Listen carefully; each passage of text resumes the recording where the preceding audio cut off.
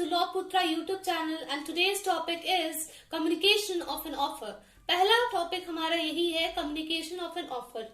ये कहा जाता है section 2A of Indian contract act 1872 में, जो एक्सप्लेन करता है कि जो प्रपोजल बना रहा है when he signifies to another person his willingness to do or abstain from doing anything।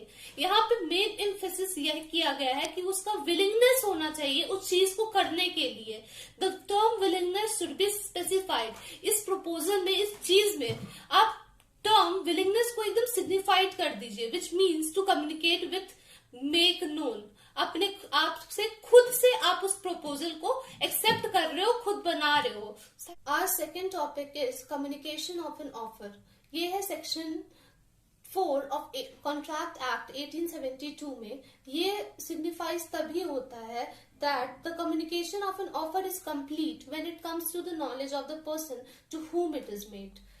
अगर आप इस दो एग्जाम्पल्स के थ्रू इसको समझिए।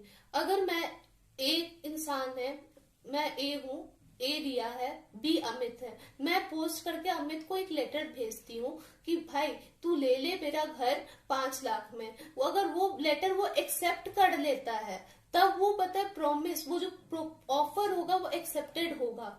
अगर वो नहीं रिसीव करता है तो वो एक्सेप्टेड नहीं होगा। दूसरा एग्जाम्पल ये है कि बी एक्सेप्ट कर देता है ए प्रपोजल को या ऑफर को सेंड बाय द पोस्ट, तो कम्युनिकेशन ऑफ एन एक्सेप्टेंस यहाँ पे कंप्लीट भी हो जाता है।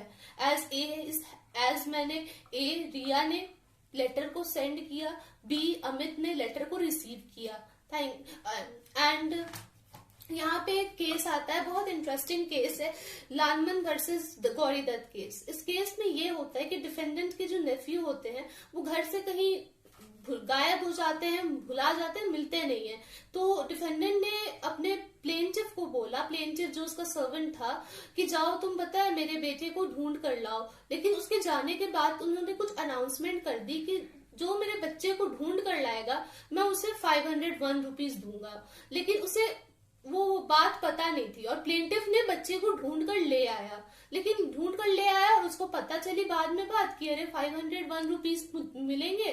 तो उसने बोला डिफेंडेंट को कि सर मैंने तो अपना बेटा, आपका बेटा को ले आया है, मुझे पैसे दीजिए। लेकिन वो पैसे उसे नहीं मिल सकते।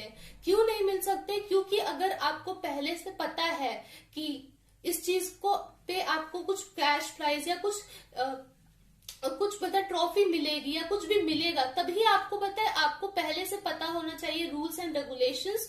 अगर आपको पहले नहीं पता है तो आप उसके लिए एलिजिबल नहीं हो। सिंपल वर्ड्स में हम लोग को ये कह सकते हैं, since the plaintiff was ignorant of the offer of the reward in his act of bringing the lost boy, it does not amount to the acceptance of the offer and therefore he was not entitled to claim the reward. And the person who knows the offer, his acting in accordance with terms and therefore amounts to the acceptance of the same। Simple words में यही है कि जिसको पता है कि पैसे मिलने वाले हैं या कोई रिवॉर्ड रखा गया है, आपको उसके बारे में नॉलेज है तो आपको रिवॉर्ड मिलेगी। अगर नॉलेज नहीं है तो आपको रिवॉर्ड नहीं मिलेगी। Our next topic is revocation of an offer। Revocation का अर्थ क्या होता है? रिवोकेशन का मतलब ये होता है कि आप किसी चीज को कैंसिल कब और कैसे कर सकते हैं। तो revocation of an offer is accepted is done only after the acceptance of an offer। पहले चीज उसमें acceptance of an offer होने चाहिए। दूसरी acceptance of an offer के कारण क्या होगा? कॉन्ट्रैक्ट होगा दो पार्टीज के बीच में।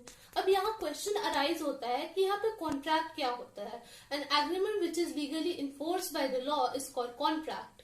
उसके बाद वो दो पार्टीज जो है अपने आप को बाइंड कर लेती है प्रॉमिस में। प्रॉमिस क्या होता है? A proposal when accepted becomes a promise.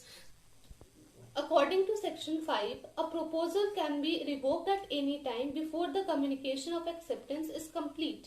अब proposal को हम कभी भी revoke कर सकते हैं उसके communication of acceptance के complete होने से पहले।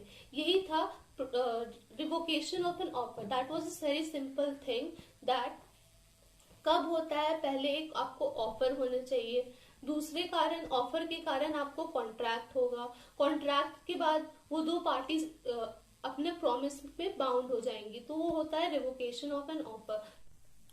अब नेक्स्ट टॉपिक है रिवोकेशन ऑफ एक्सेप्टेंस। कैसे हम एक एक्सेप्टेंस को कैंसिल कर सकते हैं, what are the methods how we can do that. So पहले ही हम लोग ने पढ़ चुका है कैसे एक पोस्ट के थ्रू हम लोग कॉन्ट्रैक्ट बना सकते हैं कि मैं आपको एक पोस्ट देती हूँ, फिर दो पार्टीज लीगली बाउंड हो जाते हैं, फिर उन लोग के बीच में प्रॉमिस रहता है। ये मैंने पहले ही आपको डिस्कस कर लिया है। लेकिन अब सेक्शन 4 क्या कहता है वो देखिए। By posting the letter of acceptance the proposer become bound to the letter of acceptance until he gives the letter of acceptance. But the acceptor become bound when the letter of acceptance reaches to the proposer. अगर A रिया है, B Amit है, मैं एक letter of acceptance दे रही हूँ अमित को, मैं पहले ही बाउंड हो चुकी हूँ। लेकिन अमित कब बाउंड होगा, वो पढ़ने के बाद जब वो मुझे रिटर्न करेगा वो चीज, तब वो बाउंड हो जाएगा। सो ये था हम लोग का 3 topic. Thanks to all for watching our channel. Please do like, share, subscribe to our channel. Thank you all.